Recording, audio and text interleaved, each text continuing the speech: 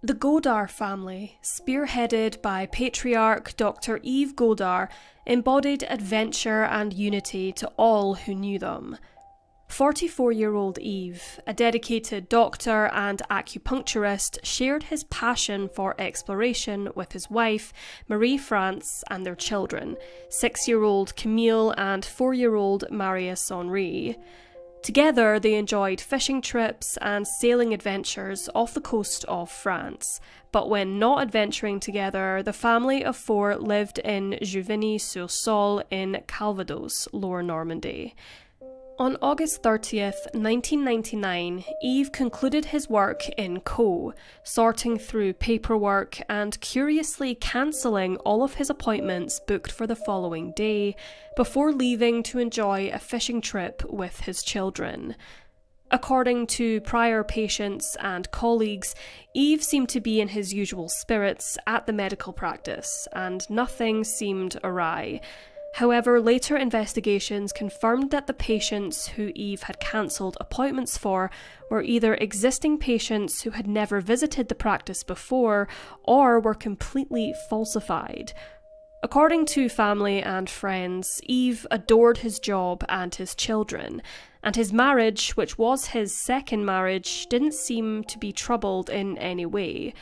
It should be noted, however, that both Yves and Marie-France both had 2 teenage children each from their previous relationships, and they lived with their other parents.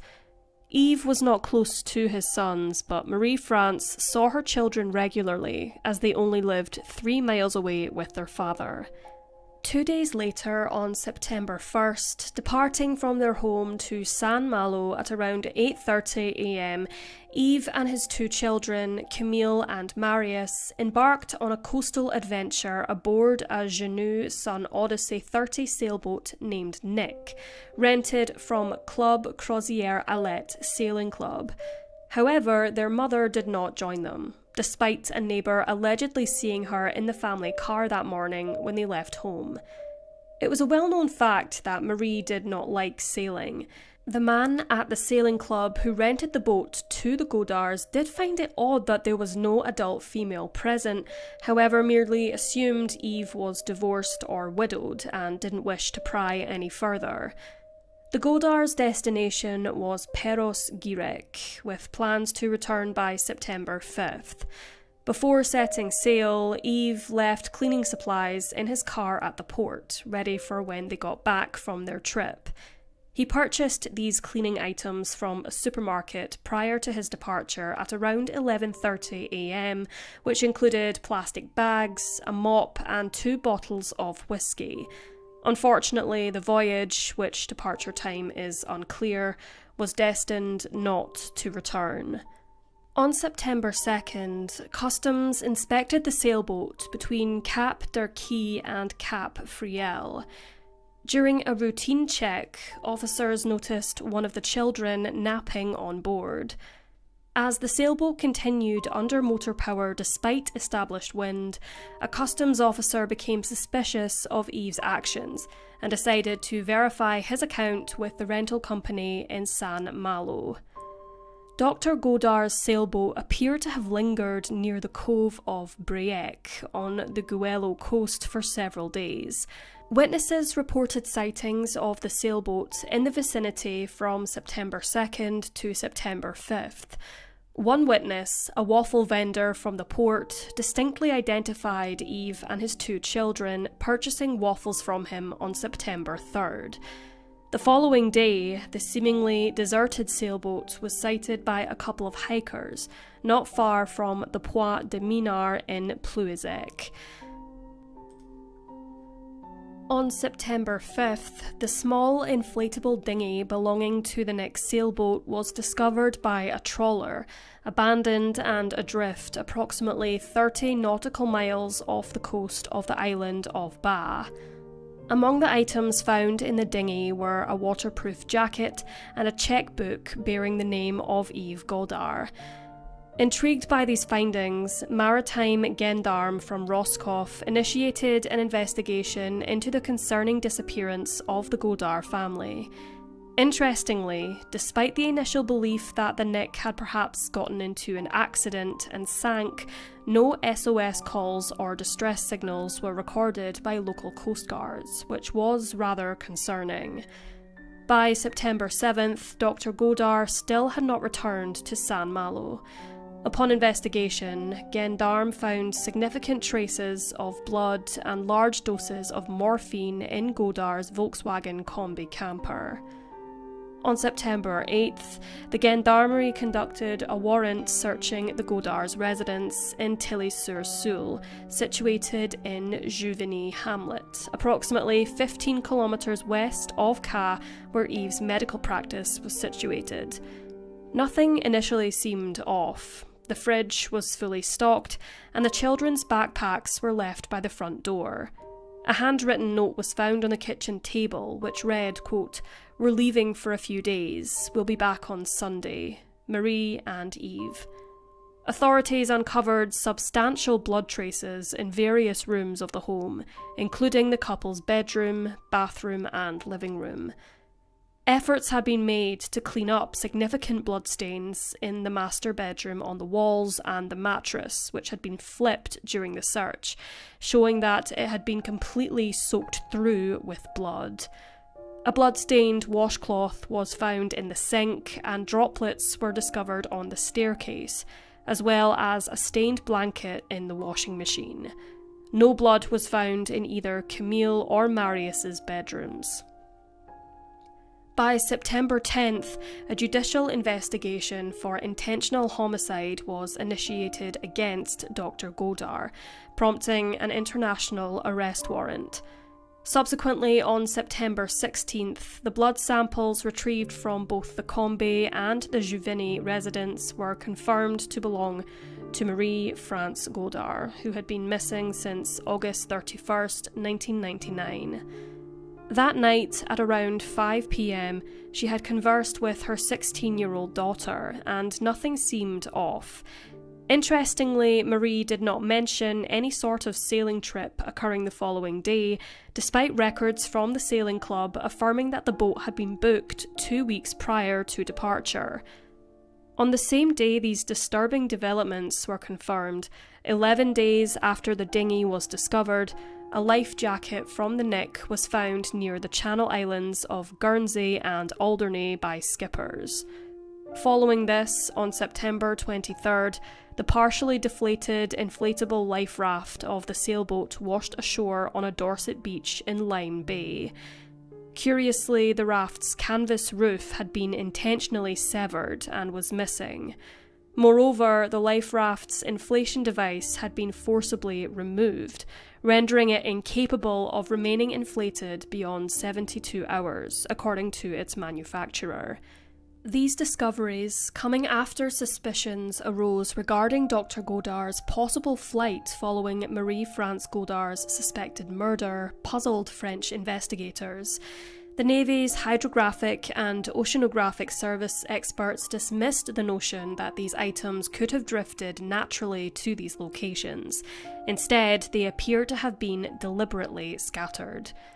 Then, on January 16th, 2000, a green canvas bag surfaced in a fisherman's trawl in the English Channel off the island of Ba.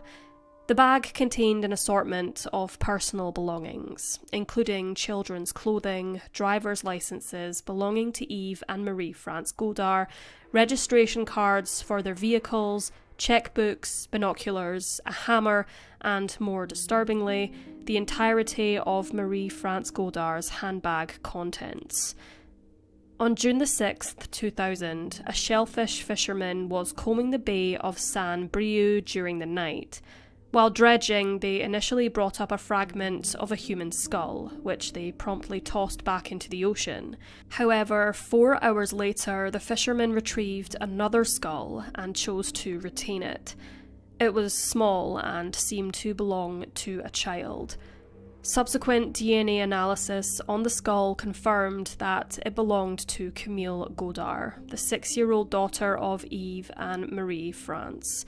Further examination by forensic experts indicated that the skull had been resting on the seabed for at least 4 months.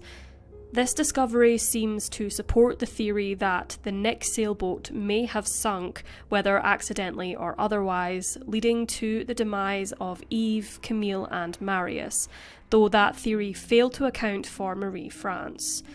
Despite efforts, including a thorough search by a French Navy mine hunter equipped with sonar, no wreckage of the sailboat was located in the vicinity of where it was inspected by customs officers during the Nick's voyage.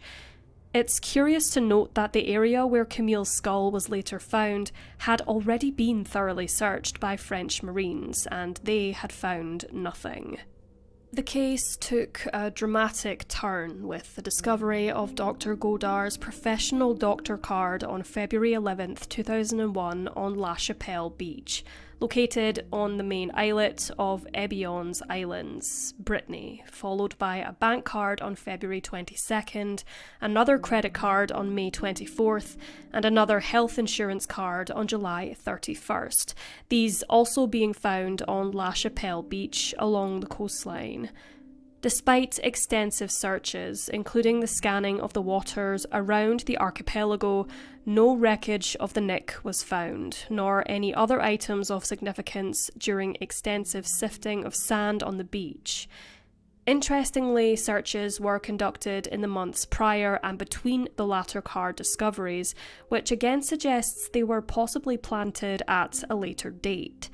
That was until the subsequent discovery of a new map on June 3rd, indicating that Dr. Godard had been at the beach. Analysis revealed the cards had not been underwater for long and were likely placed on the beach in early 2001, not late 1999, suggesting deliberate disposal. Investigators suspect foul play, seeing it as an attempt to stage an accidental death, but the motive remains elusive. On August 8, 2003, a briefcase resembling one owned by Yves Godard surfaced on the bay of Saint-Brieuc. However, investigators have yet to authenticate its origin, strongly suspecting it to be a hoax.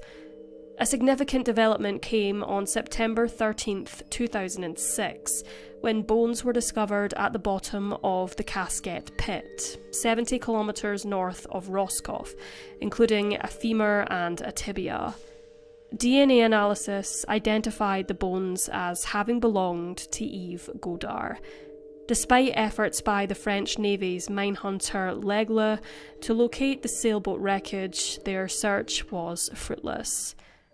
Confirmation of Dr. Godard's death ended public action against him, yet the mysteries surrounding the disappearance of Marie France Godard, whose body remains unrecovered, as well as the deaths of Dr. Godard and his daughter Camille, along with Marius's disappearance, lingered. The possibility of intrafamilial murder followed by a disguised suicide or accidental shipwreck remains unresolved, keeping the court case open. On December 14, 2008, the discovery of a mutual insurance card belonging to Yves Godard in pristine condition on the beach of La Chapelle in Les Ebions reignited legal proceedings. Questions arose once again. Where did all of these cards come from, and how did so many wash up on the exact same beach months apart when the tide turns several times in a single day? It seems highly unlikely they would all wash up in the same place.